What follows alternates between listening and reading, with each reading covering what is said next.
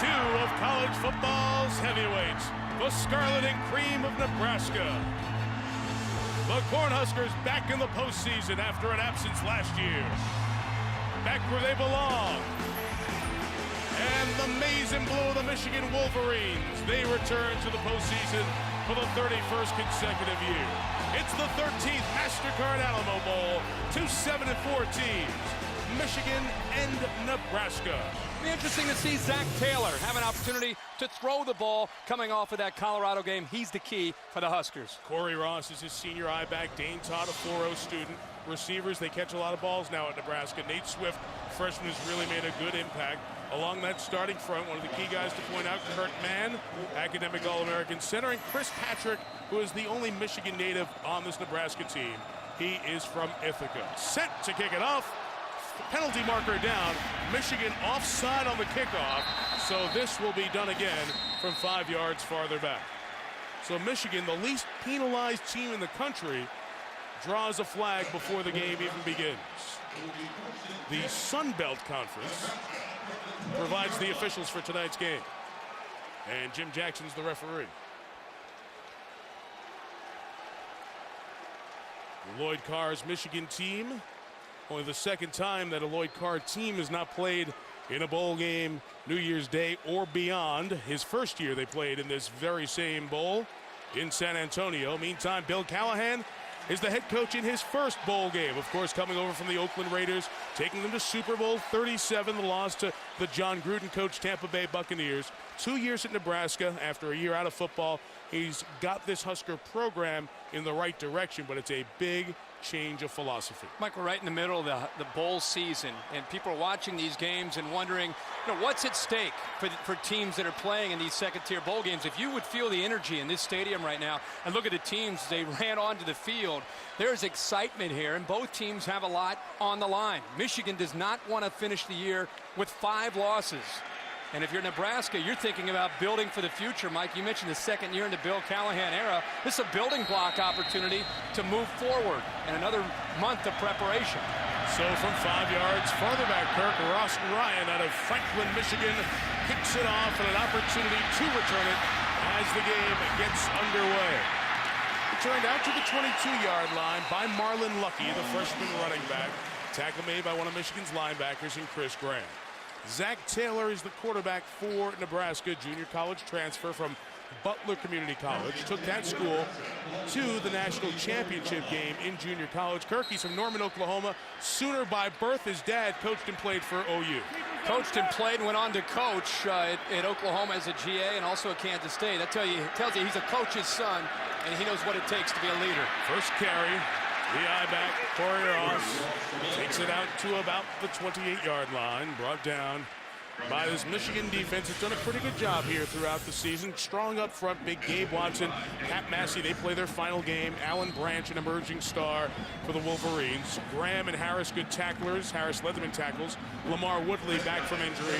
Brandon Harrison, Jamar Adams, young safeties but very talented. Leon Hall and Grant Mason are the corners. Opening pickup was 4. This is 2nd and 6.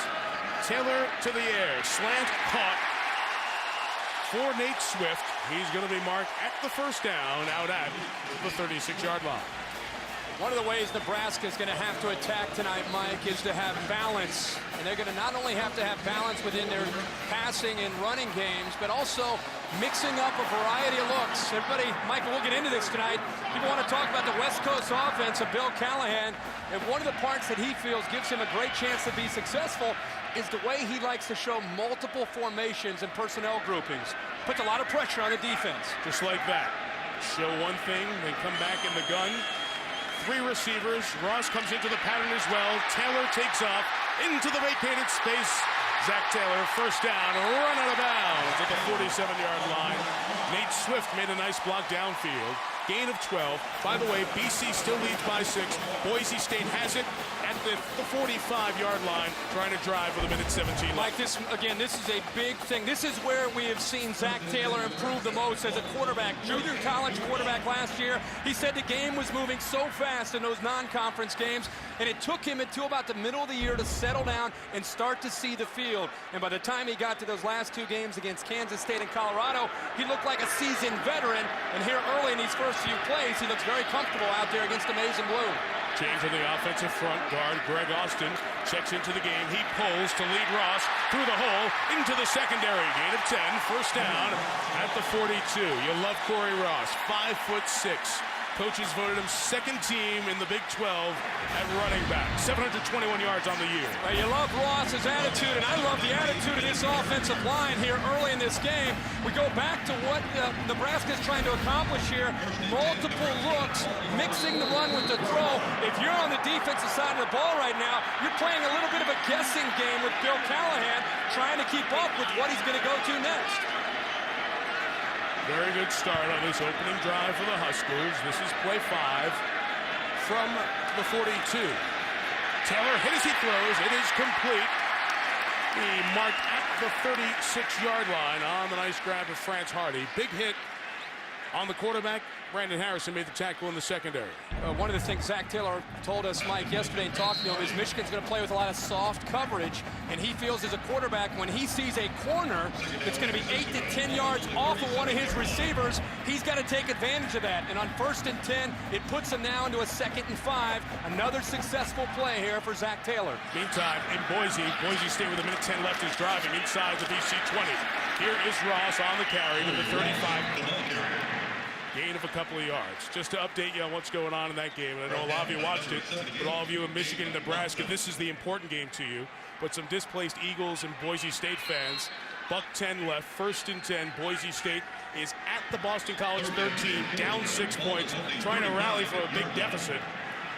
And we'll keep an eye on that game. Meantime here, 3rd and 3 for the Huskers. Terrific opening drive. Nate Swift, the receiver, starts as the fullback. And now they flex him out to receiver. Just to confuse you on defense. And they confused themselves. Took too much time. Delay of game. Prior to the snap. Delay. Offense. 5 yards. 3rd down. It's a lot to do. Sometimes that 25 seconds goes fast. And sometimes you have to get used to a different conference set of officials and how they start the clock. Mike, I think what Zach Taylor was looking at is number 2. Right now, Sean Crable lined up over the left guard. With the motion, you see him moving back and forth. And I think Taylor wants to try to run the football right to Crable, who's going to be undermanned because of the size advantage of the Nebraska offensive line. But that time the clock caught up to him. Michigan brings 7. On 3rd and 8. Taylor throws. He's hit as he threw. Incomplete. Nebraska desperately wants a flag. None forthcoming. Grant Mason on the coverage. It's 4th down. The Nebraska sideline erupted looking for the flag. Mason made the play downfield where the ball was thrown, but Jamar Adams lit up an intended receiver, and the ball was already in the air, and I think that's why Nebraska and Bill Callahan, they were irate, wanting a pass interference. Sam Cook, the punter, is very good at pinning the opposition inside the 20. Not only is there a minute 3 left in that game, Boise State is 1st and goal at the BC 4. Low snap, bobbled by Cook, in trouble, gets away, and he gets back to the line of scrimmage, and nothing else. So Michigan will get great field position on the mistake on the snap. The snap was low, didn't look awful. Cook unable to come up with it.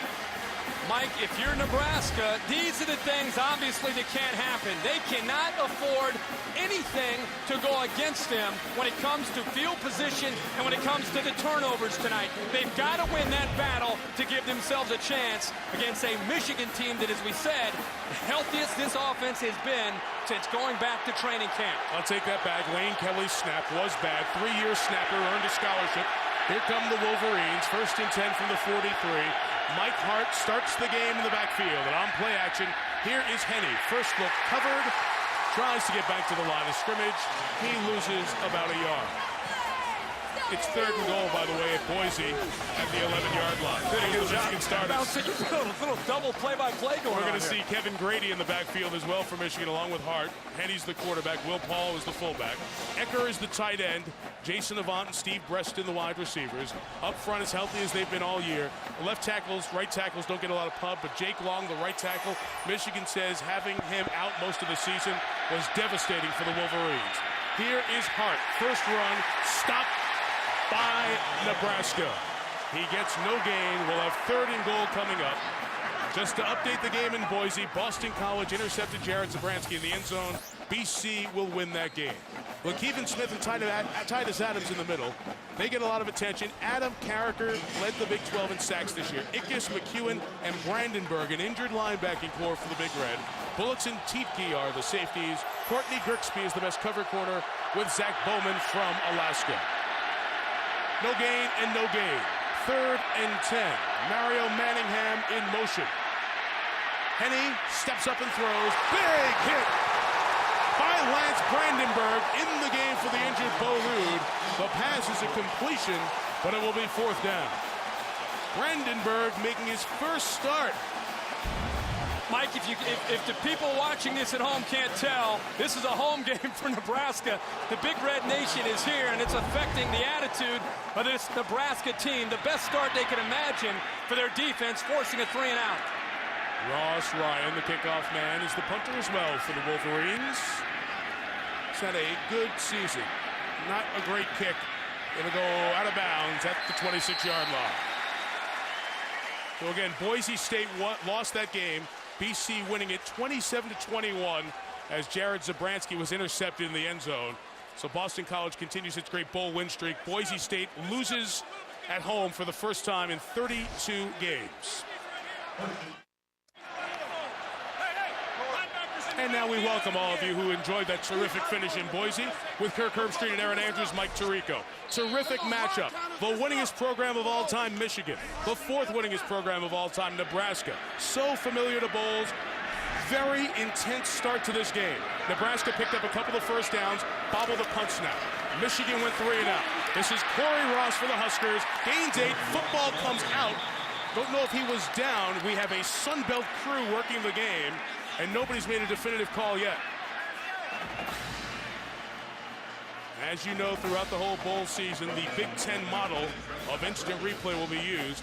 As I said, they're making the definitive call on the field now, and then we'll see if it gets replayed or not. All right, they're going to say it's down on the field, and we'll see if they take a peek at it via replay. Player was ruled down before the fumble. It's 2nd down. Mike, I think the ball came out, but it looked like Ross recovered the ball while he was down on the ground. Ball's out. Yeah, the ball came out, but I think he recovered. And then after he was down, then the Michigan defender, I think, pulled it away from him, making it appear as if he had recovered for a fumble. That's why you need real specificity on the call on the field. Did you say he was down, or did you say they recovered? Nate Swift makes the catch, gets the first down, out to the 44-yard line. Gain of 9. So back to that play. Clearly it's a fumble. But what the officials have to talk about more... Ball's out, obviously. They have to talk about more often is... Right there. What did you say? Did you say he was down by contact and the whistle blew? Or did you say Nebraska recovered the fumble? And that was not, at least what I heard, clearly announced by Jim Jackson, the Sun Belt official working the game tonight. Surprised it wasn't worth at least a review. 1st and 10. Nebraska's moving the ball very well so far here tonight. Cornhuskers, 10 plays, 55 yards. Like he's got the soft corners again. I don't know if he wants to try to go after those corners. Here is Taylor, swinging out to Ross. Caught a lot of passes this year. And Corey Ross, the I-back out of Denver, catches one for the 41st time. And he'll gain about 4 yards. Let's just frame the game for you here. Both teams are 7-4, Kirk. Nebraska in the 2nd year of the Bill Callahan era. They are thrilled to be back in the postseason after missing last year. For Nebraska, why is this game important tonight? Well, for Nebraska, it's about building for the future in Bill Callahan's era. And this is an opportunity against a great traditional power in Michigan to take the next step forward and to help with recruiting and help with the process of building this program under Bill Callahan. 2nd and 6. Michigan should be called for an offside. But a big hit up the middle. Terrence Nunn. Touchdown, Nebraska!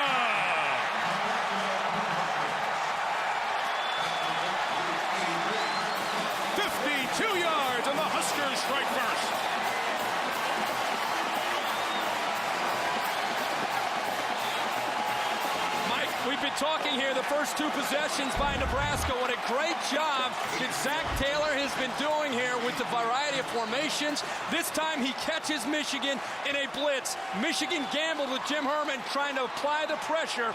Number 45 came right up the middle, Dave Harris. He got there a split second too late, and it gave Taylor just enough time to find his man Nunn for the touchdown. Jordan Congdon, second team all Big 12 kicker, bangs through the extra point for the 29th time this year. This is not your father or even your older brother's Nebraska. They are new, they are high-powered, and they are walking the ball down the field on the maize and blue. Nebraska strikes first, 7-0 in San Antonio. Well, Zach Taylor off to a great start tonight for Nebraska. He is right now in tremendous rhythm, and he did a nice job, Mike, of looking into the defense and seeing that the linebackers wanted to bring pressure. Now, Dave Harris is not going to be picked up. There isn't a running back to pick him up. When the blitz comes right there, it's crucial that he gets rid of the football. And look at Nunn right here, and Harrison trying to come in to make the play. Harrison is a step late, and when you don't have a safety in the middle of the field to make the play, you don't have any support. It's up to you to, at the very least, Mike, make the tackle. When he missed that tackle, Nunn was to the races. Jake West kick is off to Steve Preston. Fabulous kick returner. Preston pops the outside. He's got a ton of room. Steve Preston gets past the kicker. They have an angle on him. Preston takes it down the sideline, out of bounds at the 29. Stevie Wonder, the fabulous kick returner, and Nebraska should have been flagged 15 more there. A 70-yard response to the Nebraska touchdown. Well, Steve Preston has been battling injuries most of this year. When he is healthy, you have to put him up there as the top kickoff return man in college football. Of course, the big return earlier this year against Penn State, and now this time, when his team needs something to spark him early in this game, he gets them going again to give them great field possession down to the Nebraska 30-yard line. Big return there by Preston. Longest bowl kickoff return in Michigan history. Preston has 4 of the top 6 all time. Remember his great Rose Bowl returning last year. Mike Hart carries, stop. Nebraska up front is manhandling the Wolverines. 2nd and 12. The linebackers from Nebraska are getting in there very quickly and very effectively to start the game here tonight. Henny on play action, looks for time, pitching and throwing. Incomplete. Nobody was open. And Kirk, the front 7 pressure from the Huskers, doing a very good job of setting a tone early on. Let's look at this Michigan offense for a second, Mike. We talked about the importance of them being healthy. The reason the health is so important is because it's going to take some of the pressure, you would think, off of Chad Henne, because they're going to be able to run the football with that big offensive line and Michael Hart being in there. It's very early in this game. We're almost halfway through this first quarter, and if you look at what's happening right now, you have an offense that's getting beat up at the line of scrimmage. The Nebraska front 7 is dominating the Michigan offensive line. 13, that linebacker, Corey McEwen, has done a great job on these first 5 snaps. 1 yard for the Wolverines. 3rd and a dozen. Henne, nothing open. He takes off, running for the first down. That's something that Chad Henne doesn't really have in his game if you look at the scouting report, but he's getting better at as the first 2 years go on. A first down carry. Mike, it's a great run by Henne, but it's also something that Michael Hart has been, by him not being in the lineup, they've missed. And it gives you a security blanket as a quarterback, knowing that Michael Hart's going to be at the right place at the right time. That time with the pass protection, giving Henne enough time to finally make the decision to pick up the first down. And you see that was the largest gain for Michigan so far in their first 6 snaps. In the red zone, here is Hart dancing across the 15 into the 13-yard line. Mike Hart had a great season as a freshman. Came out of a small high school, Onondaga Central in Syracuse, New York. Came in and had 1,455 yards. Was the top freshman in the Big Ten in 2004. He has only finished 4 games in 2005. He has been injured throughout the season. When he's finished, he's had at least 100 yards. And Aaron Andrews will tell us about Hart's injury story momentarily. 2nd and 5 from the 13. And on play action, Henne is hit as he throws, but finds Tyler Ecker, who takes it to the house. Touchdown, Michigan.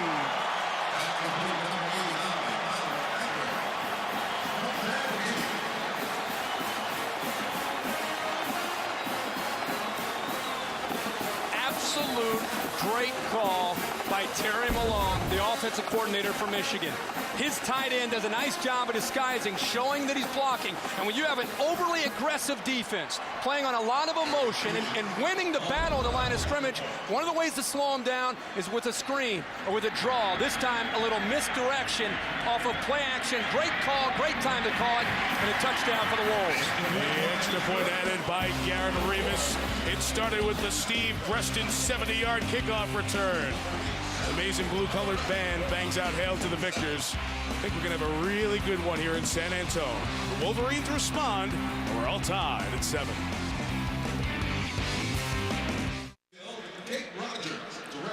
Quarter number 2, 2005 MasterCard Alamo Bowl with Aaron Andrews and Kirk Herbstreit. Mike Tirico. Michigan 7, Nebraska 7. Terrence Nunn caught a 52-yard touchdown pass from Zach Taylor about halfway through the first quarter, and on the ensuing drive, 2 big plays by Chad Henne after a 69-yard kickoff return by Steve Breston set up a Tyler Ecker touchdown catch to tie the game at 7. And you see the Nebraska defense getting the job done. Loss of yards for Michigan the last 4 plays. Nebraska did that as much as anyone nationally in 2005. 2nd and 12. Henne's throw to Mario Manningham, who had the at-the-gun catch against Penn State. First down catch of 13 there.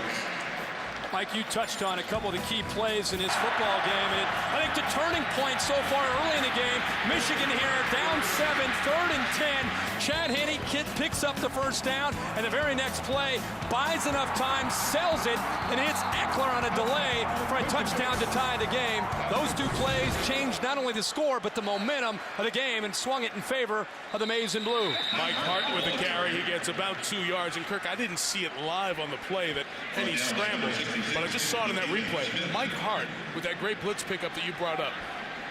That's what they have missed, Mike, is Mike Hart went low and actually put Barry Turner up in the air, and it gave Henne enough time to buy enough time and then to pick up the first down. We always talk about the yards he gains and doesn't gain. Yeah. That stuff's just as important. Yeah, catching the ball, making big blocks. He's just an extra set of eyes and ears in there for Chad Henne. 2nd and 8. Breston comes across the formation. Henne 3 receivers to his left, off the hands of Pat Massey, Pat's younger brother Mike, the tight end, and it falls incomplete. Aaron has more on the return of Mike Hart. Well, quickly, guys, just to add about what you were talking about in Mike Hart and what he does out there, we were told by the coaching staff he is one of the best blockers for Chad Henne. Now, you're looking at his ankle right now. That is a brace he's using. Herbie, you said it. It's almost like an air cast. It is the very first time he will be wearing a brace of this sort in a game. Of course, that right high ankle sprain is something he's been dealing with since October, Mike. Also, Aaron, it almost looks like he's got some of the Michigan basketball shoes on. It's a flat shoe, almost looks like a low-top basketball shoe, and only player out on the field for Michigan wearing those shoes. Here is Henne, 3rd down, throwing for Jason Avant in the end zone. He was interfered with, and the flag comes down. Zach Bowman, the corner, hit Avant as he was trying to come back for the ball, and that's actually a smart play, because if he didn't do it, it would have been 6. Well, Bowman got beat, and his only way to come back, tough to see from that angle, but his only way to get back into the play was to crank up enough momentum to actually get into the way of Jason Avant. And I'll tell you, Mike, that is a call that could go either way, but when you turn your back and you're in a full sprint to catch up to the receiver, the action of your body sells it like it's pass interference, but could have gone either way there, kind of a gray area, but his body language sold it as pass interference. There's not face guarding in college football. There is in the NFL, but once not. He extends those arms and pushes him out as he comes back to the ball. And I think it's a smart penalty, because if you don't do it, it's a touchdown. Yeah. It's a 15-yard flag, and Michigan is 1st and 10 and 13. Mark it down as another 3rd and long in Nebraska territory that the Wolverines were able to capitalize on. Henne to Kevin Grady across the 10, and he pile drives in there toward the 8-yard line. Kevin Grady is the all-time leading high school rusher in the state of Michigan. He didn't play against the best competition, but pretty good competition as he played for Grand Rapids East High School. He had 8,431 yards. It's so ridiculous, it's hard to even imagine. He had 151 touchdowns in his career and scored over 900 points. true freshman, played a lot this year because of the injuries to Hart. Here he is again. He's that big back, more in the Chris Perry type mode. Hart gave them a smaller, quicker back over the last year or so. 2 minutes in, second quarter, all tied, 7 apiece between Michigan and Nebraska. Michigan unable to get a ground game cranking yet. Really, Michigan's biggest yards have come in the return game with Steve Preston. Nebraska made the early impact, and this drive is off of a Nebraska turnover, an interception thrown by Zach Taylor. They can get a first down at the 3.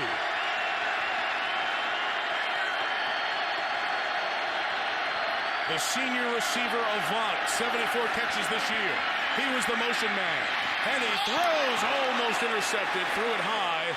Intended for Ecker. That's Tiedtke. 2 nice plays early on in this game. We'll have a Michigan field goal attempt likely coming up from Garrett Rivas. Like, it's going to be a fun battle tonight to watch in the trenches between Nebraska's big, strong front 4 and Michigan's offensive line, because as much as we're giving Michigan credit for being healthy and how strong their line is, Bill Callahan's troops are strong, they're physical, and I think they have a point to prove that they can handle that size and strength of Michigan's front offensive line. 25-yard field goal attempt for the junior from Tampa, Florida, 19 of 25 on the season. Backup quarterback Matt Gutierrez holds. The kick is off the upright and no good. So Rivas, who missed a short one at Michigan State, a game he eventually won with a field goal in overtime, unable to convert. Nebraska got a good push up the middle, too. Nebraska got a good push, the jump, but there's no excuse, Mike. I mean, it's a kick that I'm sure Rivas can make every single time. The hold is there. It's just a matter of coming through and putting that ball right through the uprights. In high definition, that opening looks really wide. He couldn't knock it through. First and 10, Nebraska takes over at its own 20, so the turnover cost Zach Taylor nothing.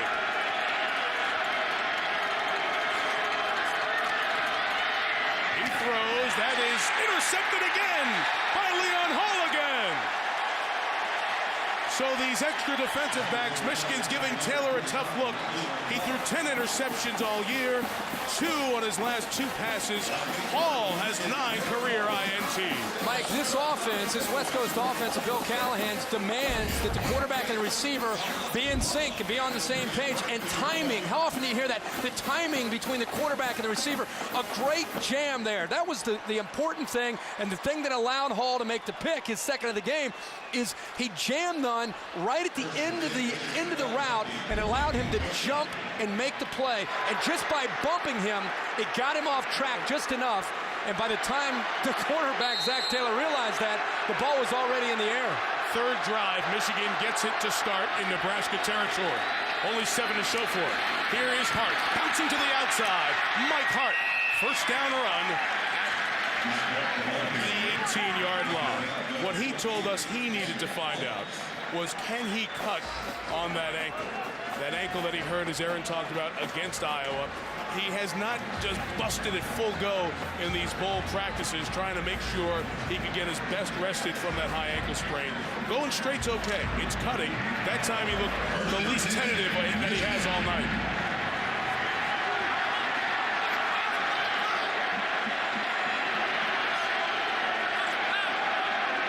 Play clock has not been started. They were moving the chain still, and now we're going first and 10 at the 18. Toss, Hart.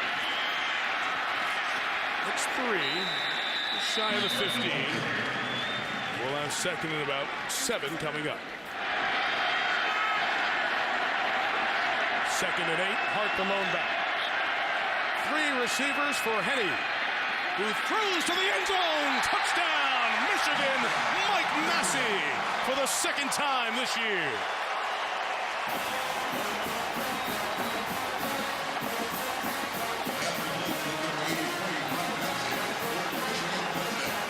Isn't it amazing, Mike, when you have a Michigan team that can run the football enough and become balanced, how Chad Henne changes And so many people put so much pressure on him this year and said, well, he's just not the guy from last year. Well, a lot of that had to do with not having the running game to take some of the pressure off of him. And I think, as you see, when they're able to run the ball, they're able to give him protection, and what a mismatch. You go to the tight end, Massey at 6'4", and Tiki at 5'10". Michigan will take that matchup every time. Tim Massaquoi, their starting senior tight end, out tonight. Well, the other two tight ends, Tyler Ecker and Mike Massey, have caught touchdowns here tonight.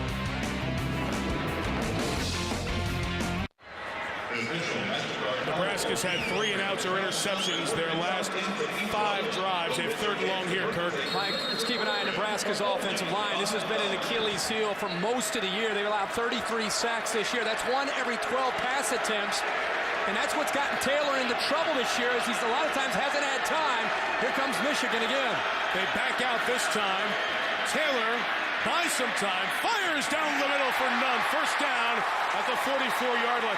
Part of the reason Michigan couldn't get there, they ran a stunt. 2 Wolverines ran into each other. Taylor stepped up, bought some time. Big gain for first down. Mike, you're right. They ran it. 2 players ran into each other. Crable, one of them. But I'm just surprised on third down with an offensive line that has a reputation of caving in that they decided to back up. And I understand mixing up looks, but you got an offense right now on their heels. Keep attacking. Ross next to Taylor.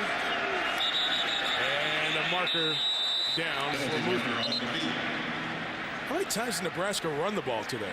Well, early, again, Mike, those first couple series, I thought it was old Nebraska. Lined up in the I formation, Corey Ross having some big holes to run through. Prior to the snap, false start offense, number 75, 5 yards, first down.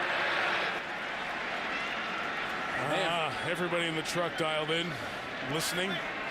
12-run plays, 16 passes. It feels like there have been so many more because a lot of the rushes have ended up being early, and Taylor scrambling for his life over the last couple of plays. I really think that to have success against this Michigan defense, you've got to at least have the threat of running the football. And maybe they'll get back to that because that's something that Corey Ross can provide for you to slow down that pressure. First and 15, a screen for Ross, who is obliterated by Alan Branch. Alan Branch from Rio Rancho, New Mexico, is 311 pounds. He lost a whole bunch of weight to get down to 311. In high school, he was a quarterback and a punter at like 260. He's a great athlete, a future star, and snuffed that play out right away. What a versatile player, Mike, because of that athletic ability and size at 6'6", 315. He can move inside, he can go to the outside because of his quickness that time. From his nose guard position, he sniffed out that quick screen and was right there to bring down Ross. His nickname is Tree, too big to be a branch. Second down throw to France Hardy, the sophomore who was Taylor's teammate last year in junior college at Butler County, makes that grab. That's Taylor. That is Taylor's favorite throw. He can throw that throw in his sleep. He just, for whatever reason, certain quarterbacks have a comfort zone and a comfort level when they get back and throw a route. And for Zach Taylor, it's the outcut. He just loves the outcut, and it's going to be an area that they're going to try to attack this Michigan defense. And he's throwing to his roommate from junior college, so you know their timing is down very well. We talked about the lack of runs. Only one designed run the last 4 possessions for Nebraska. Marty Aronoff, our stat man, the number there. There's number 2. Corey Ross hit the hole hard. Corey Ross down the sideline. Pushed out of bounds. A late hit flag coming in as well. Nebraska will take it inside the 10 after the late hit out of bounds. Mike, this is what we're talking about. This time it's third down, but they're going to do a nice job here just getting quickness and going to the outside. J.B. Phillips, the slot back, gets to the outside, picks up a block, but really it's about getting to the outside, extending it horizontally. After the play, late hit, number 27. Half the distance to the goal, automatic first down. Brandon Harrison's second mistake tonight. And then once Ross Mike gets to the outside, he has such a burst upfield. It allows him to pick up the first down, and then a very poor decision by the freshman from Dayton, Ohio. Had no idea where he was in the football field, and you can't do that. So Nebraska takes it inside the red zone with a chance to tie the game. Mike, they've got to realize that the threat of Ross is something that is very, very important to them throughout the entire game. And he is such a low center of gravity, powerful runner that threat will slow down that Michigan front seven on Zach Taylor when he drops back to throw. Empty backfield. Ross was out as a receiver. He's now brought back in by Taylor, who takes off to run. Flag came down. They probably had him by the face mask. They're trying to reel him in. So it'll be first and goal from even closer, right around the 5-yard line. If they call the face mask, I want to see if they got a hold of the shoulder pad. Personal foul. No, they must have got a hold of the face mask. Foul half the distance to the goal. Automatic first down. On Gabe Watson, first-team all-conference performer. And the automatic first down. 2 big plays here for Nebraska. Back, oh yeah, without a doubt, 15 yards. His hand kind of slid off it, but once you go in there with that big paw, it's going to be a personal foul. Now they're inside the 5-yard line. After 2 personal foul, back-to-back personal foul calls against this Michigan defense. Here's Jim Herman, 24 years a Wolverine. The player, graduate assistant, now the defensive coordinator. Play action, Taylor stumbling. Flag is down as he throws for the touchdown to Phillips. But a flag came down as they were close to getting Taylor. Husker fans are cheering, but I think they're going to be quieted pretty quickly. Chris Patrick, they've been holding. Holding. Offense number 54. 10 yards from the previous spot. Replay first down. The only Michigan native on this Nebraska team. He's from Ithaca. That time it was a tackle. Tim Jamison coming off the left side. As he comes in, watch the tackle by Patrick. Brings him down. It's a good call by the officials. Very surprised. Again, inside that 5-yard line, you would expect maybe a run. Yeah. But they go with play action on 1st and 10 with the penalty. Now they get moved back. So it's still first and goal, but backed up to the 50. Jamison, one of those young tackles Kirk was talking about. Pressure from Michigan. Taylor underneath. It is Swift. It is 6. Touchdown, Nebraska.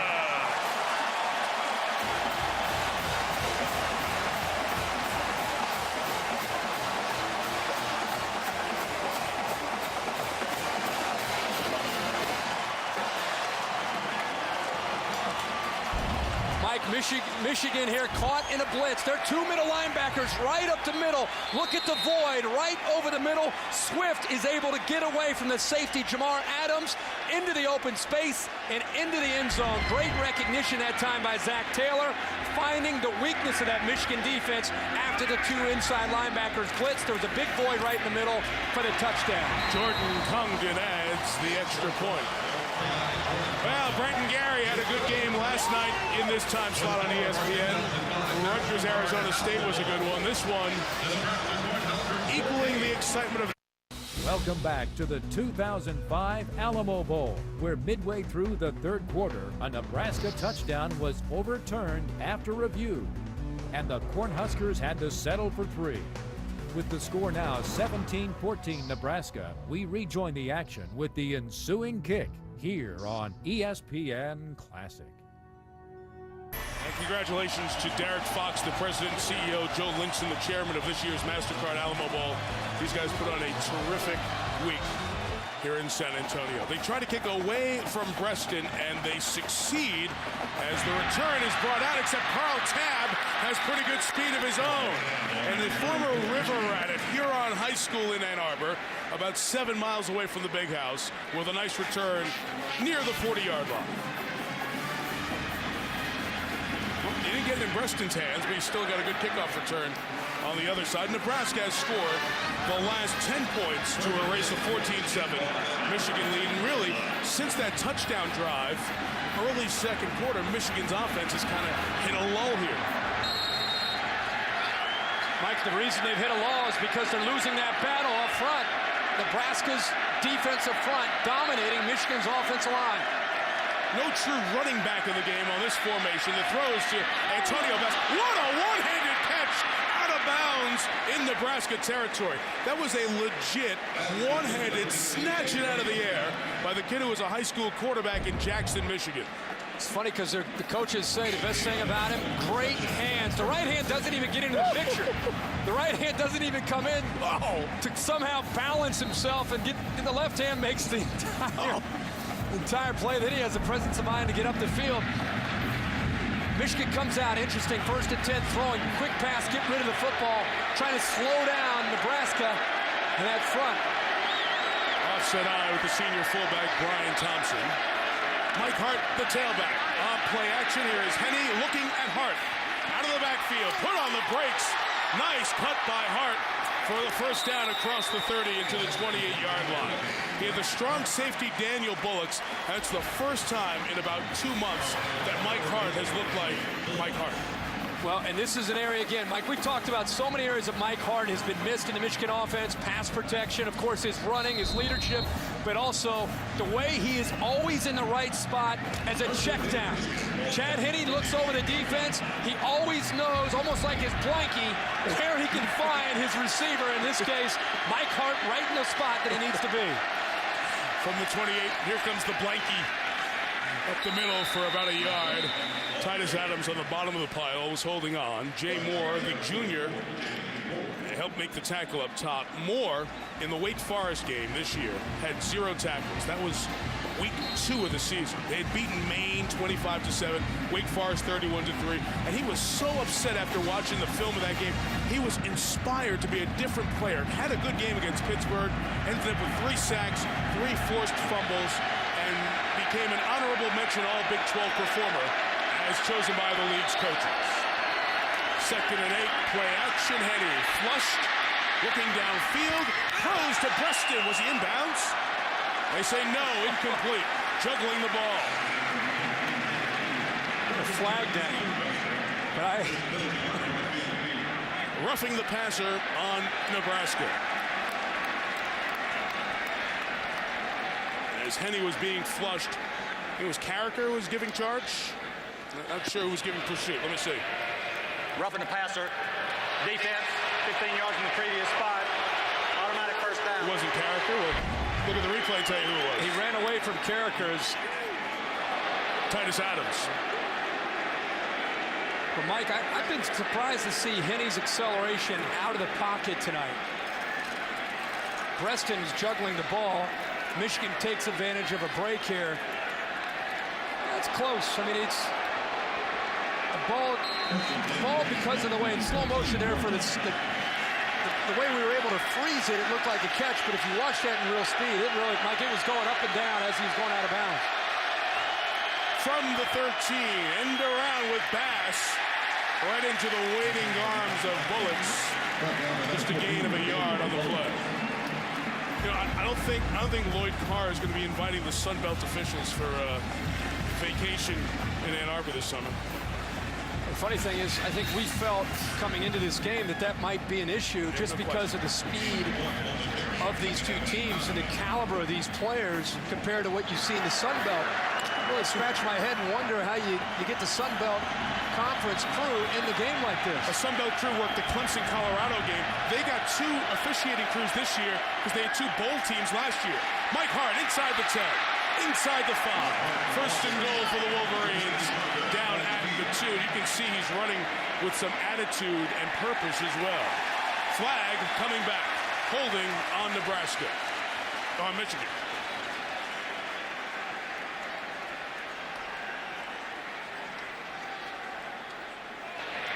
Holding, offense number 67, 10 yards, 3-play second down. On Matt Lentz, first and second team all-conference performers voted by the media and the coaches this year. Lentz, a part of an offensive line that's been banged up this year. Mike, and well, he locked in, and once he locked in, I think his hands just got caught up in the jersey. He's on his way to a pancake block, but the officials that time called him for the hold. Actually, good call. Quick huddle here by Michigan, in and out of the huddle. 2nd and 18, 4 receivers left, deflected in the air, and it's an incomplete forward pass. Good job reacting by Carricker, the defensive MVP of this team, who might be looking to go to the NFL early after this game tonight. Carricker's size, keep in mind he's lined up as a defensive end. He knows right away, you know what tipped it off was the way Henny was getting to the line and the way there's urgency coming from the Michigan huddle. He realized that it was an unusual formation for Michigan. He thought maybe something's going on out here quick, so he just decided to take off toward those 4 receivers. He comes out, 3rd down. Henny adjusts the play. As you see, there's lots of time on the play clock. Pressure picked up, throwing for Manningham. He caught it. Touchdown, Michigan.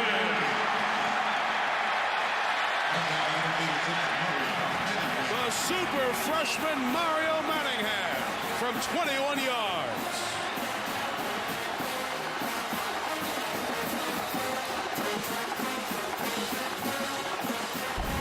Mike, Courtney Grigsby never turned his head to see the football. By the time he turned, the ball was in the hands of Manningham for a touchdown. As a corner, when you're beaten, you've got to be able to catch up, be able to get a feel for the receiver's hands and turn at the very last second and knock the ball away. It's hours and hours of practice in those one-on-one drills. And that time, Grigsby beaten by the freshman Manningham. Revis with the extra point. They've had terrific receivers over the years, recently even. Ty Streets, Marquise Walker, Braylon Edwards, Jason Avant currently on this team. Manningham is the next in line. Michigan leads. Off we go to the 4th quarter with Aaron Andrews and Kirk Herbstreit. Mike Tirico, glad you're with us. The Fiesta on the River this final week in December, the 2005 MasterCard Alamo Bowl. Michigan leads 21-17. Steve Breston awaits a very nice high kick and a terrific hit that they say was illegal. Wow. I don't know if that was Andrew Shanley. It was Shanley. I thought that was perfectly timed by Shanley, but let's wait and see on that terrific kick. Collar rule's out, right? Yeah, the halo, 2-yard yeah, halo. It's been out for a couple years. Yeah. Okay. They're discussing it. It was so close. Bang, bang. Again, the speed of the play looked like it was perfectly timed. And there was no interference with the opportunity to catch the ball because he caught it. Yeah. The kick just looked like good coverage to me from up here. Kick catch interference. Contact against the kicking team. 15 yards. First down. Bill Callahan's making a very good point. He's exactly right. How can you interfere with catching the kick when you catch the kick? That's the old halo rule. It's no longer in effect. It's a hair call, but Breston has to bail out to catch it. It's only going to cost him 15 yards, so it's not that big a deal for Nebraska. Oh my gosh. The name of the penalty is kick catch interference, and Michigan will take over at the 47-yard line. Tough night. Tough night.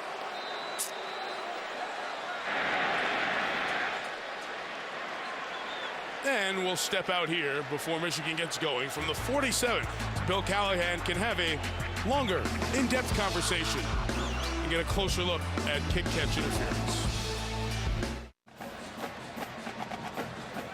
Bill Callahan still asking Jim Jackson for an explanation of the rule. Kirk, I know it's been a month since I've been reading to you late at night, but here we go, buddy. It is interference. Here's your real book, Merry Christmas. Interference foul if the kicking team contacts the potential receiver before or simultaneous to his first touching the ball. So if it's simultaneous, right, it's a flag and it's 15 yards. Okay, what if it's he catches it, then you get hit? See, I think it was after. He catches it? Yeah, he catches the ball, and then he's hit. Yeah. I don't think it was during the catch. It was very close to simultaneous, and that would be, just by rule, so everybody knows, the explanation. 1st and 10, Michigan. Very good. From the 47, Mike Hart into the line for about 3 yards to midfield. Matt Flynn gets a start there against a very, very good Miami defense. From midfield, here is Hart, who is twisted by that right ankle after a gain of 3 yards. You know, Brad Nessler and Bob Greasy will be doing that Chick-fil-A Peach Bowl, and it got me thinking Brian Greasy. We talked about all the Michigan quarterbacks. I mentioned Rick Meyer earlier. Bo Schembechler was the Michigan coach and recruiting Rick Meyer in Indiana during a game in 1988. happened to be in Meyer's house during Monday Night Football. And Dan Deerdorf, one of the great Wolverines, was announcing on Monday Night Football. And Jim Harbaugh, Michigan quarterback, was starting the game. Henne takes a timeout here, so Michigan will use its second timeout. They'll have one left. So Harbaugh's making the start on Monday night. Deerdorf's doing the game on TV. Pretty good. That's great Pretty for good Bo. opportunity. That's a home run. You put the game on in the Meyer house. So here you go. We're watching. He ends up saying, well, here's Jim Harbaugh. Do you know, and I guess he was working with Al at that. I think Al and Frank Gifford. You know, guys, no Michigan quarterback has ever thrown a touchdown in the NFL.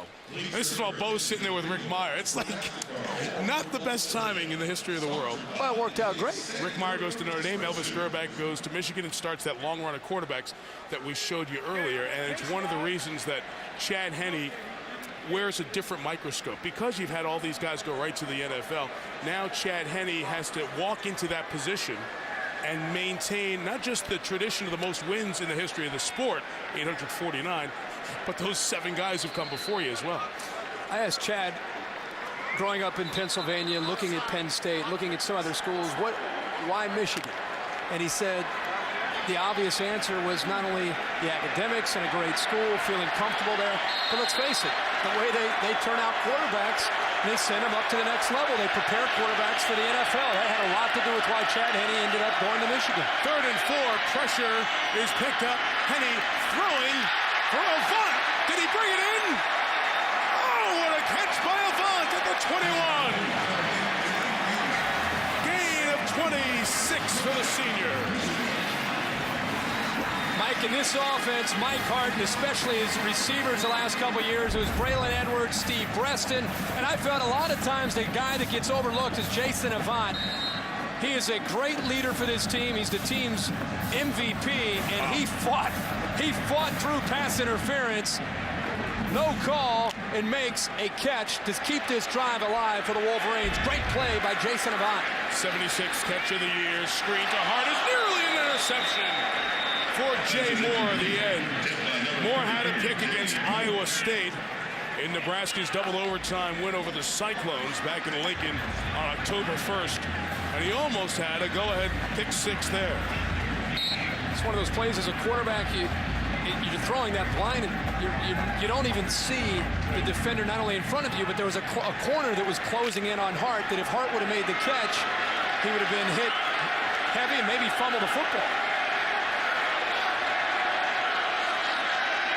Play adjustment, 5 on the clock.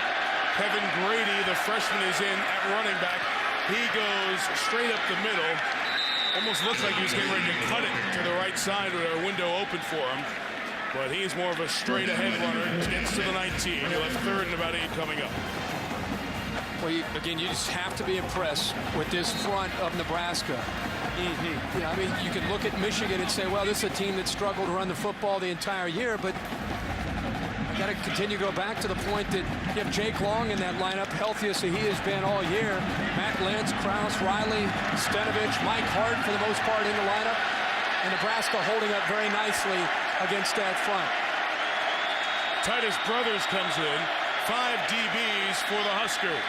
Henne stepping up, taking off, gets another key first down at the 7-yard line. 3rd time this ball game on 3rd down that Nebraska has covered their receivers downfield. The pressure's coming in on Henne, and he decides to be able to use his feet to pick up a first down. This is another area that I think he's improved the most. Sliding the protection to help himself out in pass protection. Watch 77, the right tackle, help out and basically just roll off the defensive lineman Cryer to give him a nice vacancy there to go through. First and goal, Hart straight ahead, twisted and turned, maybe a half yard. Not much more. Blake Tiedke out of Cedar Rapids, Iowa, comes in to make the play. Mike, the way this game is gone, this is huge for Nebraska. They have got to force a field goal at this point in the game. One of the few healthy linemen all year for Michigan, Reuben Riley, the guard, has limped off the field. Riley is out. Adam Krause has come in. Krause, usually a center, slides over to guard. Beal remains at center. New left guard for Michigan. 2nd and goal. Play action, Henne. Looking, running again. Can he get there? Touchdown! Michigan! What a game for Chad Henne. He's thrown 3 and now runs for 1.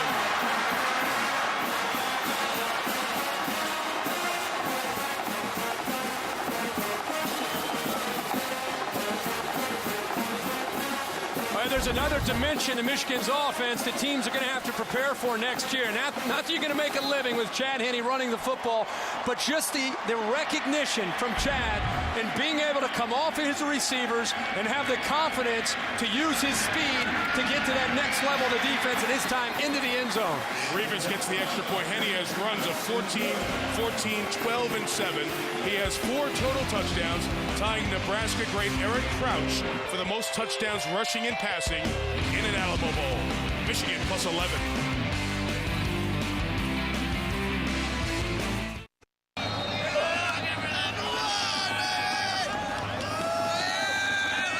And a lot of the Nebraska fans made the 900-mile journey from Memorial Stadium in Lincoln here. Now they're trying to root their team back. The return by Marlon Lucky takes it out to the 23-yard line. That Memorial Stadium in Lincoln is expanding. Steve Peterson, the athletic director, who does a terrific job building new facilities at his stops in Pittsburgh. He was at Ohio State as an associate athletic director along the way. Now he's in Lincoln, hired Bill Callahan after letting go of Frank Solich. A $50 million expansion to the stadium. There are 6,500 more seats going in. Be ready for September next year, when Zach Taylor and the Cornhuskers take the field. 1st and 10 for Taylor for the 23. Keep an eye on it. Nebraska offensive tackle struggling, and now obvious passing situations. Michigan showed the pressure, back down. Complete pass is a big hit by Leon Hall on none. 2nd down and 9. Taylor pumps to the left, comes back to the right. He is hit. And again, this Michigan front doing a terrific job. Rondell Biggs that time comes in to get the smack. Kirk, there's only 4 sacks for Michigan, but there are about 15 hits. Mike, it's all with the tackles for Nebraska. And again, this time, fresh body. Rondell Biggs gets a chance to get in there, going up against these tackles. They're just pinning their ears back and getting every single time to Zach Taylor. Every time he drops back to throw. Gabe Watson comes off the field. Michigan brings fresh linemen out. Taylor has nobody open. Doesn't matter who's in on defense. Taylor's just getting pounded here.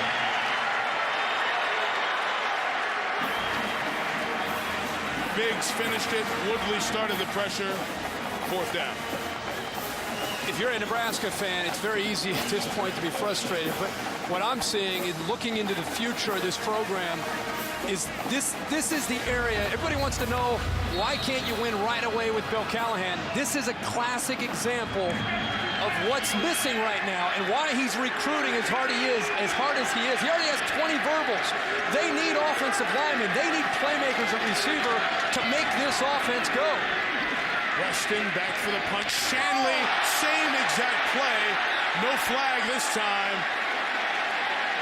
And it's stopped at the 31-yard line. Good play, 2nd time in a row by Shanley. You know, this defensive line for Michigan's playing great, and one of them is playing with great emotion. Watch this hit again. Virtual repeat. Is that the same? That was the same play? Different play, okay. Actually. Different play, actually. All right. After this Michigan first play, there's one guy in that Michigan defense, their first-team all-conference performer, Gabe Watson, who, along with Mike Hart and Steve Breston on offense, were in the middle of one of the most heartwarming stories of the season. Remember Charlie Weiss and Notre Dame and the play he called back at their own 1-yard line on the road this year? Well, Hart, who takes the pitch from Henne here, and is stopped for a loss of 2 yards. The ball comes out, but goes out of bounds, so it stays with Michigan. There's a young man who passed away in October, Matt Kaiser. Matt was from Sturgis, Michigan, not too far away from where the Wolverines play. He diagnosed with encephalitis. Make-A-Wish, part of what the wonderful work they do. One of his wishes to be close to Michigan football, and the players came out to see him as he was obviously in an incapacitated state yet brought there. That is his dad, Matt's father, pictured with Gabe Watson. Gabe Watson was so moved by the emotion, he gave his Outback Bowl ring off his finger to Matt's father just to do something of some goodwill and show of emotion back from Gabe, a very thoughtful young man. Henny on second down runs, only gains a couple yards here. A third down coming up. Gabe gave the ring to the dad. Unfortunately, Matt passed away 3 weeks later, and today would have been Matt's 9th birthday. So Gabe Watson and Dana Jacobson did a terrific story on Cold Pizza this morning about Watson and Hart and Breaston, the other players, and the Kaiser family who have been so thankful for having their son in his last days be touched with that emotion. And actually, as that was happening, it was playing on the big board here. A lot of the Michigan fans saw it and responded to Gabe Watson. Just one of those touching stories of the season. 3rd and 13, Henny throws incomplete for Manningham, and we'll have 4th down coming up for Michigan. Mike, and if I understand the story right, this happened clear back in early part of October, right? Yes, it did. October. Now, what I love about that is Gabe Watson in Michigan, they weren't looking for a lot of fanfare. They weren't looking for, boy, look at us, look what great guys we are. This is just something from the heart. And for Gabe Watson to be just overwhelmed by that family. And you see he has 9 and Matt written on his left wrist there, taped with thoughts of Matt before this game here tonight. Just, it's great to hear those kinds of stories because you always hear about the other side of the spectrum. It's great to hear Gabe Watson and that entire Michigan team getting involved in that. Courtney Grigsby tries to set up a return that Nebraska desperately needs. Grigsby gives him great field position. The Cornhuskers are still in this one. I think that guy Shanley, who made 2 terrific tackles on special teams, came up with a big block to spring, a 28-yard return. Nebraska takes over in Michigan territory with the 9 for what would have been his 9th birthday, and Matt on his wrist.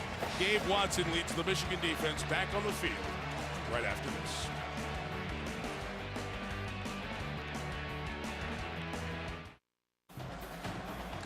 $62,016, 5th largest crowd in the history of this game on hand. 13th playing of the MasterCard Alamo Bowl. Michigan leads by 11. The punt return by Courtney Grigsby gives Nebraska a great opportunity in a must-score situation. Corey Ross out to the 31-yard line. That's what they need to do. That's what they have to do, Mike. The scoring drives that they have had, they've been able to run the football effectively. This is the best field position they've had the entire game. Now that we're under 9 minutes, they're down 11 points. They've got to be able to come up with some points, which means slow down the Michigan defensive front from pinning their ear, prevent them from pinning their ears back. And the only way to do that is to get Corey Ross on track, mixing him in, running the football. Run, even sneak a screen in there. Here is Ross. Look at this. Left side, got a block, got another one. He's going to go all the way. Touchdown, Nebraska. Got to go for 2. It's 28-23. Got to go for 2 to make it a 3-point game.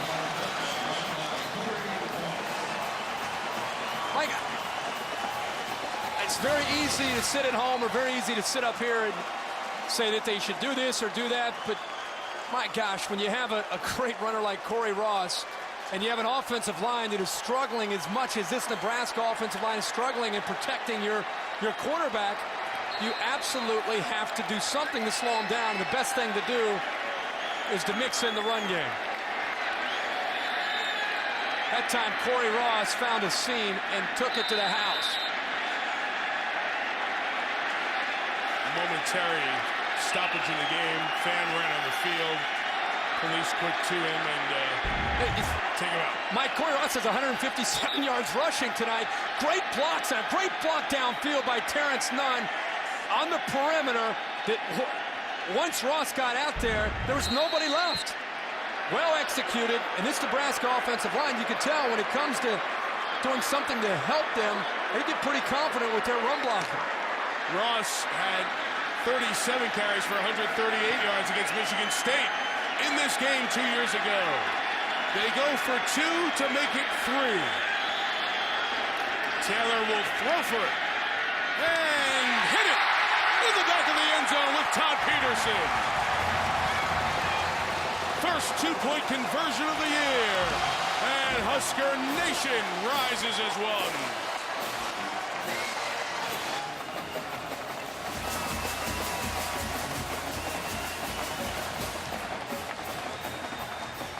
Good atmosphere. Great scene. Yeah, sorry folks can't be here with us. Let's just soak up a little bit. You see the SportsCenter bottom line in. SportsCenter will follow us after the game. 898 miles, as I said, from Memorial Stadium in Lincoln. They've got most of the folks here 1,480 miles away from the Big House, where Chad Henne and Michigan had so many close games all year that on both sides of the ball, if they said it once to us in preparation for this game, they said it 30 times. Finish, learn how to finish. Right. And now Michigan is at the point where they have the opportunity to try to finish the game, as Nebraska did against Kansas State and Iowa State and Pittsburgh in their close wins this year. They kicked away from Preston earlier in the quarter. See what Jake Wesh can do here. It'll be Preston from the 6. Has the left side with a cut. Tried to set up the block, but good pursuit, not giving up on the play by Nebraska's special teams. Tackled by Ben Eisenhart, the return 28 yards. Mike, as excited as we are about seeing Nebraska run the football and see them have some confidence, it started with their defense. 28-17, it looked like desperation time, and their defense forced the punt to get their offense back on the field. And he gets time as a window to throw. Jason Avant, ball out, recovered by Nebraska. Corey McEwen picked it up. Adam Ickes knocked it out of the hands of the senior Avant. And a huge turnover for the Huskers.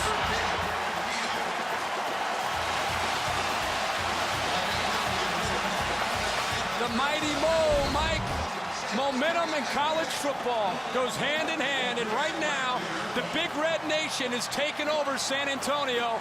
Great play by Ickes when it looked like a big gain for the Wolverines on 1st and 10. He knocks it loose, and McEwen is right there to pick it up to give the Huskers the ball again in Michigan territory. Second turnover of the game for Michigan. Nebraska's given it back a couple of times. And the Cornhuskers take over at the Michigan 48.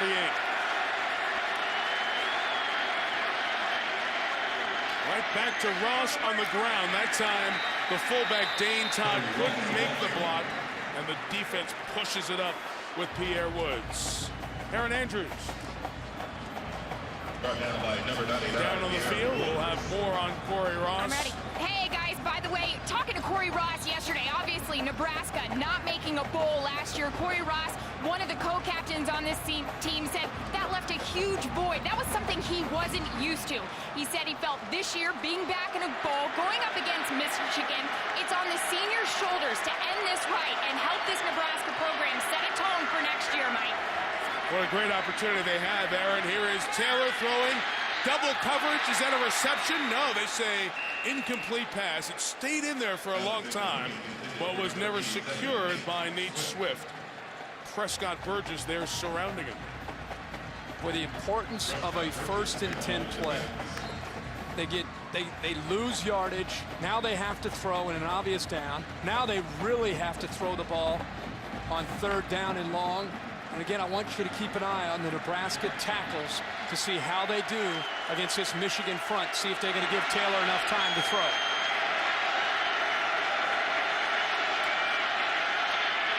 Gets time, this time, down the middle, deflected. Broken up by Burgess. Good drive on defense with a 2-year letterman. Honorable mention all conference as voted by the coaches. His athleticism, getting the job done, and Jason Avant exhales. The protection was there, Mike. This time it was just a great play by Prescott Burgess. I don't even think Taylor saw him. He was locked in on the safety who was on the other side of his receiver, and Burgess came away out of nowhere, spying to come over and make the play. Taylor 2 of 9 passing in this half. Where's Andrew Shanley, number 8? Is he going to hit Steve Preston again right before he catches it? Sam Cook ready to kick it away. trying to down it inside the 10. He is great at downing it inside the 10. Shanley cannot get there. Ball crossed the plane. And in college football, it's where the ball is. So we'll have a touchdown. Thought the ball broke the plane. We'll step out. 28-25. Michigan leads by 3. Be right back.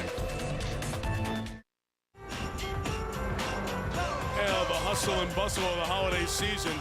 This game has had the intensity of your pre-Christmas shopping. On what's supposed to be a week of relaxation. Well, headbanging here in the Alamo City. 28-25. Michigan leads. 6:49 left. And their ball at their own 20 after the touchback. Mike Hart has played most of the second half, and here he runs for about 4-5 yards out to the 25-yard line. Daniel Bullock's helping on the tackle. Well, one of the key plays in this game, in a 3-point lead, the 4-point save by Lloyd Carr, the Michigan coach. Let me take you back to the third quarter. What was ruled on the field, a Terrence Nunn touchdown. They didn't go to replay right away. Carr took a timeout, forcing them to review it. And upon further review, it was an incomplete pass. Nebraska, by the way, from the wrong hash mark, because the play was run from the left hash mark, from the right hash mark, kicked the field goal to go up 3 instead of 7. 4-point saved. Michigan leads by 3. Henne throws it over the head of Ecker as he was being pressured by Jay Moore. Third down and about 5 coming up. If you're just tuning in, this is a great football game. Both teams have shown a lot of heart, a lot of character. And you think about what's on the line here for both teams. Nebraska's building with Bill Callahan in their second year. This would be the biggest win in their 2 years, building for the future. And for Michigan, it's 7-4. Do you imagine Michigan finishing 7-5? That would not go over well in Ann Arbor. There is a lot on the line for both these teams. Haven't lost that many games in the season since 6-6 in '84. Pressure on Henne. He's hit as he throws. Incomplete or a fumble. They're ruling it a fumble on the field, and Nebraska has it at the 17. I'm not sure if he was coming forward or not. It looked like his arm has reached up. It was called on the field a fumble and a recovery by Nebraska at the 17. We'll see if they review this. Like, maybe I'm seeing things. I really thought he was coming forward there, but it's very close. The ball looks like it comes out of his hand before it comes forward. Henne has a very long windup. The empty hand comes through, and wow, shock. Here we come. Boy, that is so close because he doesn't get the arm. Henne is coming forward with the ball. Timeout. Michigan. Oh, Michigan had to use a timeout again. They had to use their final timeout to suggest a replay. I got to tell you, this is a shame. Twice. I don't care what happens in the game. If you're going to have replay and not stop the game on key plays, take it out of the game. That's why it's there. Take it out of the game. That's why it's there. You're here to help the officials who have a very difficult job. You give them a tool, and then the guy sitting up in a booth next to us doesn't use it. Oh, Mike, you're exactly right. The whole idea is Stupid. The principle behind this is when you get to crucial plays that are it can affect the outcome. It's such a slight margin of error. Check it out. That's why we have it. That's why it's upstairs. And I think that might be a fumble, too. I think the call on the field might be right. I'm not sure. But the fact you said it might be. Right. That's why we got to go look at it. Is Lloyd Carr 2 for 2 on calling timeouts? Timeout. The play is being reviewed. Oh, my gosh.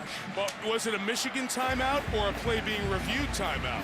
We'll have to sort that out as well. We heard them say timeout Michigan, and now they will review the play. I hate the fact that we care so much. We get so angry about this stuff. Well, gosh. If we're going to do it, let's do it right. And by the way, I'm glad I'm not on the phone there making that call. Because see, the empty hand shows you that the ball has been taken out right before here. the forward pass, but it's so close. Yeah, I think that I'd almost have to say that doesn't. the old inconclusive. Yeah. It's a good shot here. Boy, oh boy. the ball is still on his hand. As his He hand lost control of the football. Yes, he did. I would rule that in replay. If you made me rule off that, You'd say I'd a rule fumble. the fumble. Yeah. I would. Based on what we've seen, it almost has to be a fumble, but it's still so close. You had to take a look at it. The quarterback's hand had not started forward when the ball was knocked loose. The play on the field stands. It's a fumble. First down. And now, if Nebraska comes back and takes the lead, Michigan will be out of timeouts because they've had to use 2 to get the game stopped to review.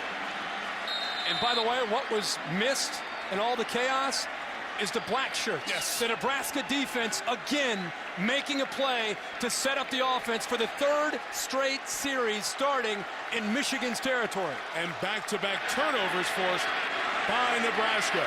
The Huskers can tie or take the lead on this drive. And we have a whistle. Just checking to see if I see a penalty marker. Prior to the snap, false start offense, number 85, 5 yards, first down. It's over there on the Michigan sideline. He's obscured. Like, those are the things that probably keep Bill Callahan up at night.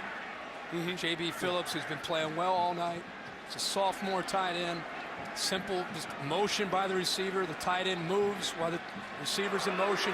You've got a ton of momentum. Opportunity to take the lead in a game. You cannot afford a 5-yard penalty to set yourself back now at 1st and 15.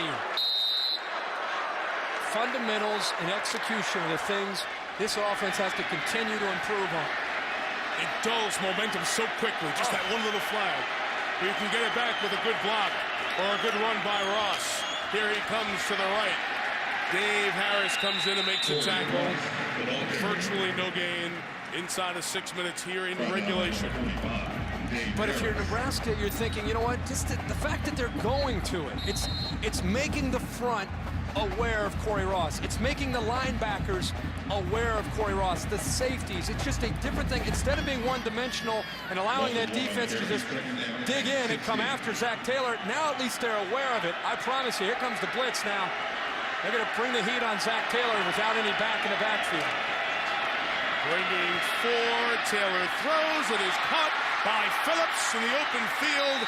He's knocked down at the 13. He's done a nice job. First team academic, all Big Ten the last 2 years. Terrific student who stepped in. We haven't talked about Matt Harriet, I apologize. The senior tight end, terrific pass-catching tight end who's been out all year for injury. Coming into this season, if he's healthy, he's probably one of the best tight ends. Not probably, he is one of the best tight ends in the country, which would have helped this offense so much. In a great tight end year in college football. 6 for the first down. 13 for the go-ahead touchdown. Ross, the star of the night, comes in motion. The other star, Taylor, sets and throws. Touchdown! Terrence Nunn! Nebraska leads.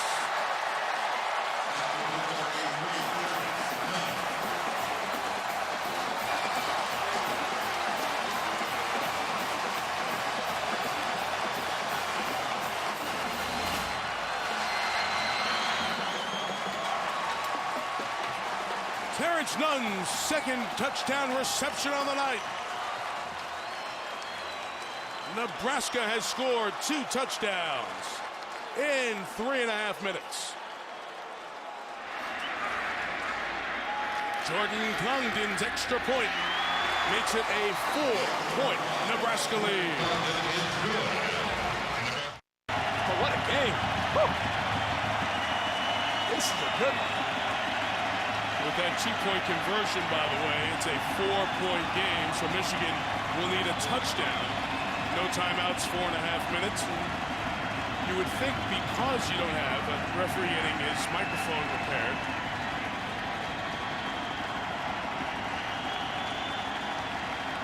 you would think because of no timeouts, if you're Michigan, you have to approach this as your last opportunity to score tonight. Michigan is very familiar with this situation. 6 of their 8 conference games in the Big Ten came down to the last 30 seconds or in overtime. Squibbit to keep it away from Preston. The fullback, Thompson, picks it up, And Brian Thompson takes it to the 35-yard line. The presence of Preston forces the squib kick. Aaron Andrews has more on the Nebraska offensive star tonight.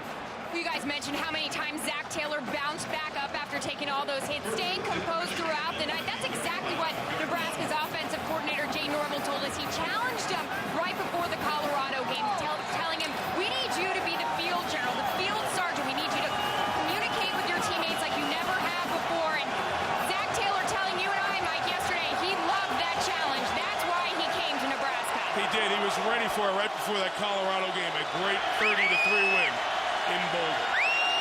All right, here's the deal. 4:24, 65 yards.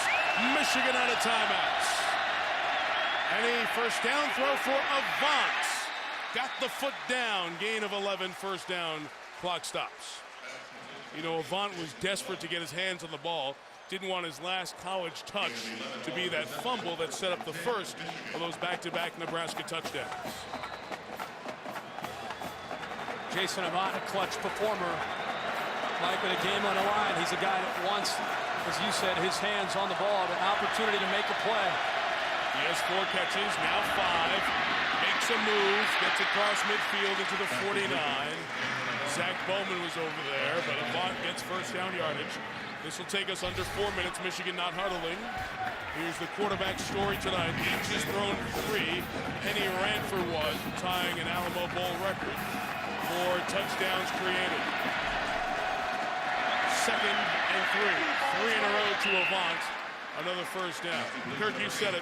Michigan had so many games, 6 of their 8 in the Big Ten, coming down to the very end of the game, the final half minute.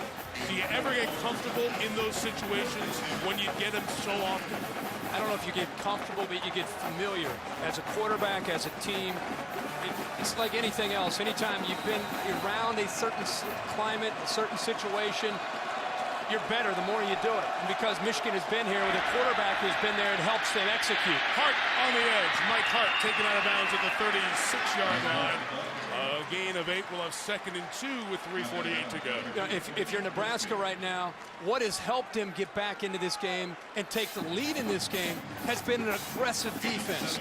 The challenge, in my opinion, on Kevin Cosgrove, the defensive coordinator, is maintaining that aggression late in the game while Michigan is being aggressive coming at you. Sometimes you'll see defenses backpedal and become passive. You got to continue to be aggressive. Hart on 2nd down. First down. Mike Hart takes a shot at the 20, but gets a big gain. Bullock's made the big hit. Daniel, his brother Josh, left early. His twin brother now plays for the New Orleans Saints. Displaced, so they're in San Antonio. He's here at the game tonight. Right, these are 2 football teams that have worked hard. They're tired. They want to continue to fight and find out what they're made out of here. Mike Hart all of a sudden coming alive here. Bullocks was happy about the hit. It's a big gain downfield for Mike Hart. All of a sudden, this Michigan drive is boom, boom, boom, boom, and they're down to the 20-yard line. Mike Hart, 19 carries, 74 yards, 1st and 10, 3:20 on that turning 4th quarter clock. Flag down as Henny throws to Avant, complete for 5.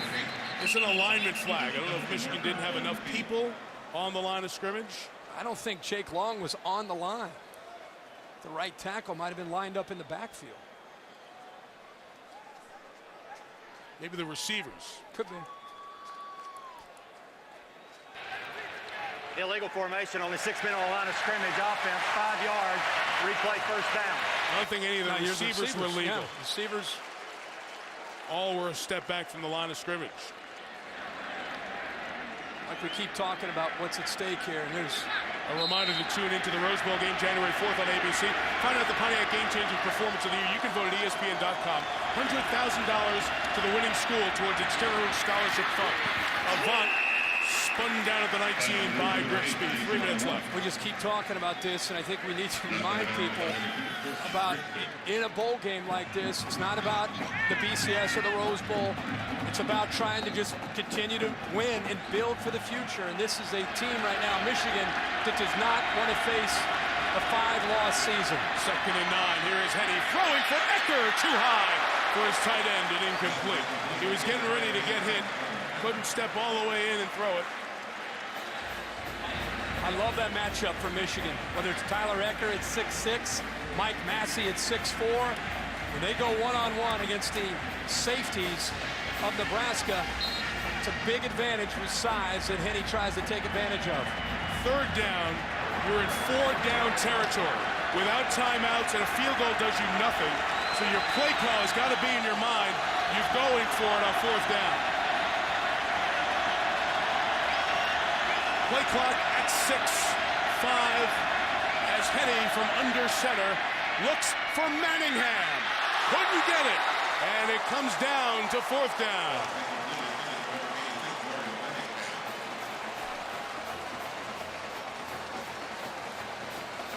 Ball was thrown right where it had to be.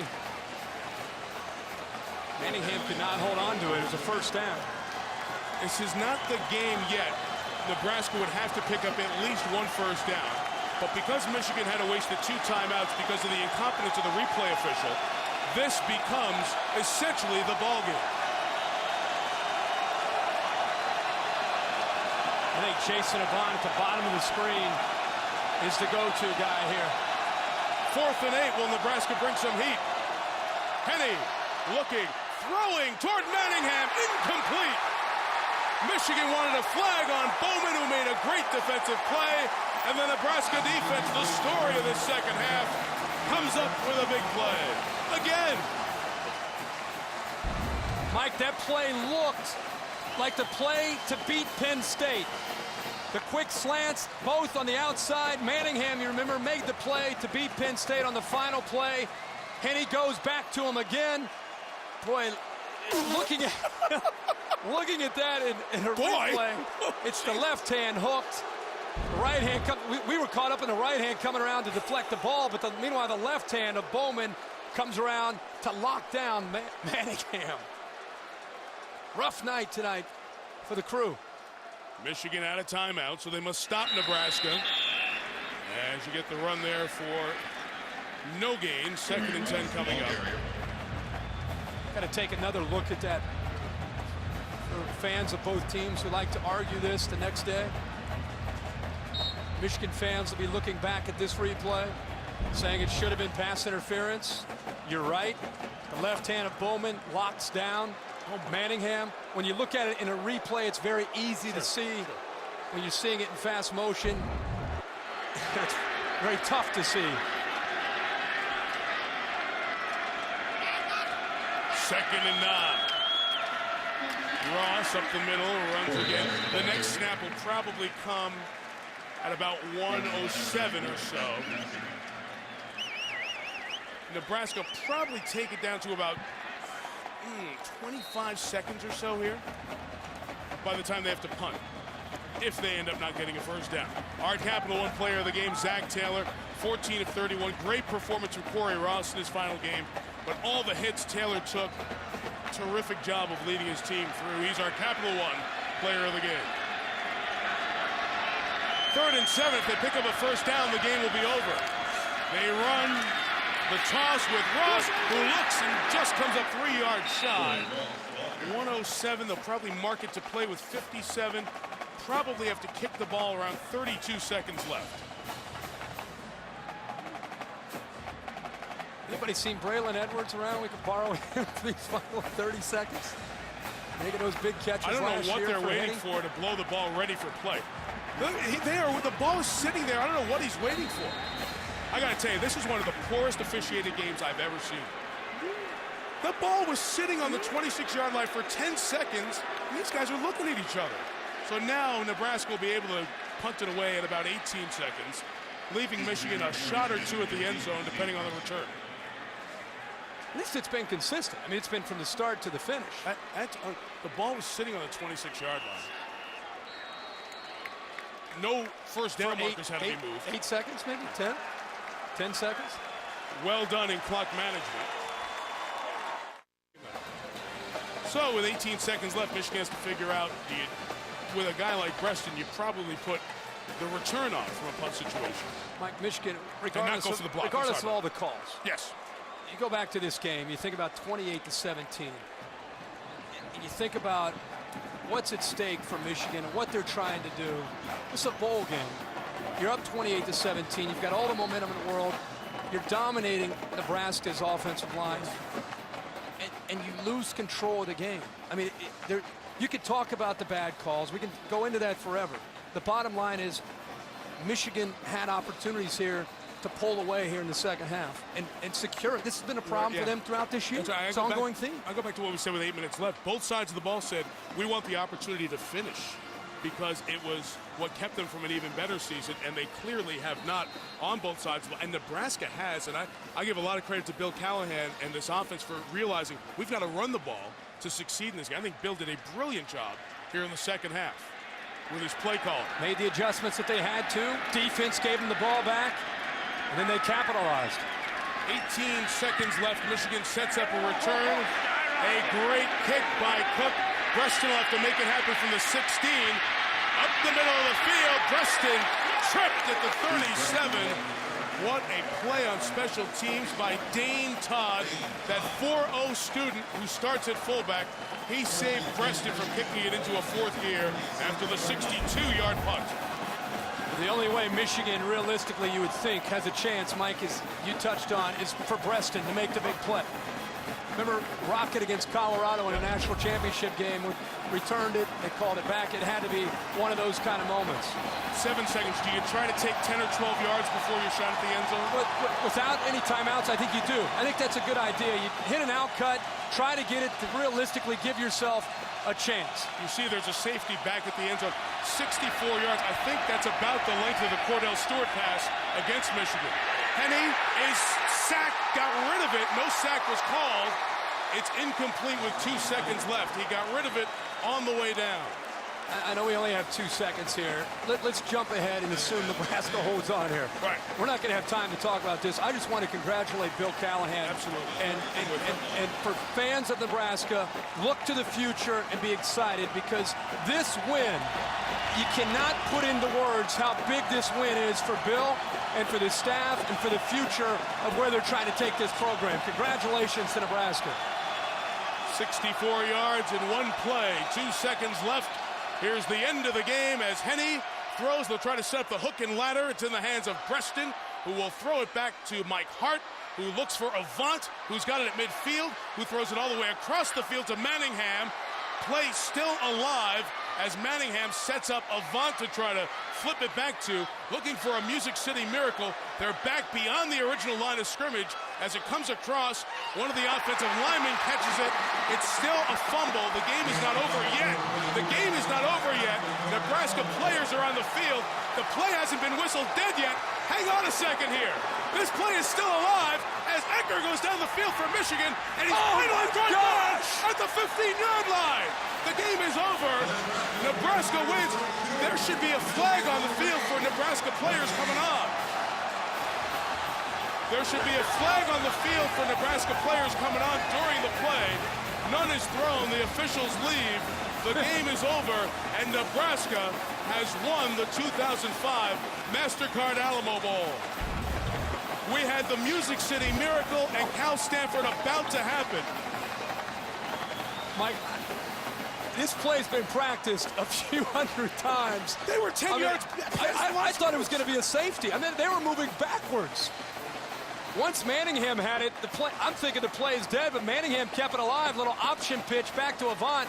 Now he's motioning back. And now you got a lineman in the mix here. And once, that's where I thought the ball's still alive. And it's still alive. Because it was a back, and you'll see all the Nebraska players on the field there. That's a penalty. Only fitting that in this night of incorrect or wrong calls, another one, exclamation points the game. Mike, line of scrimmage to 34. Go ahead, bud. Very, very fortunate for Nebraska that they had a couple defenders paying attention, because you had 2 defenders giving the effort and continuing to play it out because they saw a guy running, and the rest of these players started to celebrate with their teammates. This is the crucial play right here. Once you get the lateral, that is a lateral from Avant. You have an effort there to go up and make a play by Beal. Now that ball is still loose. Once Mike Hart got his hands on the ball. You're looking at the field, and I'm thinking, get it to Preston. It's Tyler Ecker who's running, and Zach Bowman is downfield here, Herbie. Bowman is Michigan waiting. players on the field also, so it should have been offsetting penalties. Yeah, Bowman is there to make the play. Wow. Oh, my gosh. Now, Bill Callahan, during all of this, gets doused with Gatorade. And now he's watching this saying, all right, I've got my Gatorade shower. Thanks for the water, fellas. Hold on a second. Michigan 7-5, most losses since 1984. With Aaron Andrews, Kirk Herbstreit, our entire crew. Mike Tirico, good night from the MasterCard Alamo Bowl. Stuart Scott and Neil Everett of SportsCenter next. Nebraska 32, Michigan 28.